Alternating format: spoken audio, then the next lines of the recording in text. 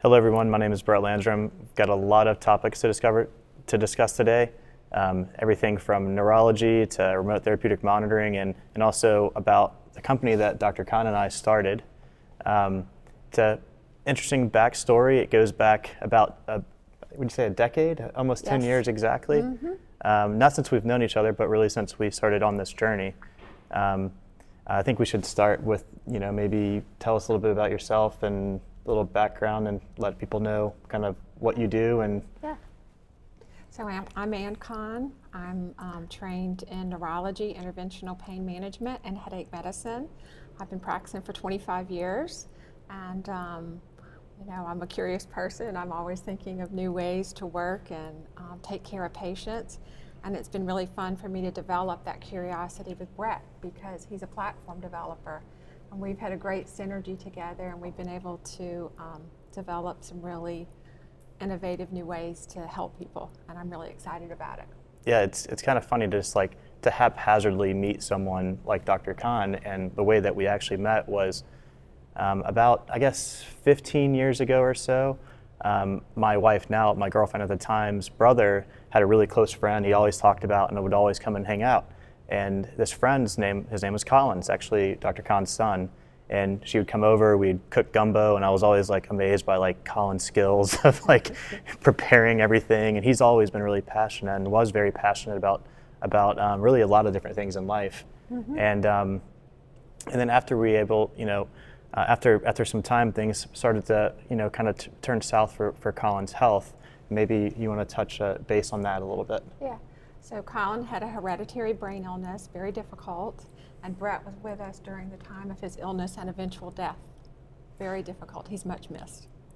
Yeah, he was very inspiring. He was extremely smart. The areas that he was working in were sort of, new frontiers of science, and the conversations we had were always just really incredible. And I kind of knew, all right, his mom must be pretty smart considering the conversations that we just had together into the depths of the night, while we were at LSU.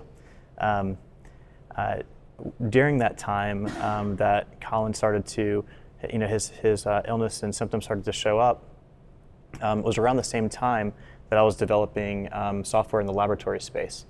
And so I always really enjoyed being able to bounce different ideas off of you to be able to kind of figure out, hey, is this path the right path? Is this the right kind of diagnostic approach? Is this something that's going to resonate with doctors? So it was always really nice to be able to bounce things off of you and kind of get right to the bottom of something. And you were always open to kind of teach me, which, it was like you were mentoring me without really even realizing it. And I was really thankful for that.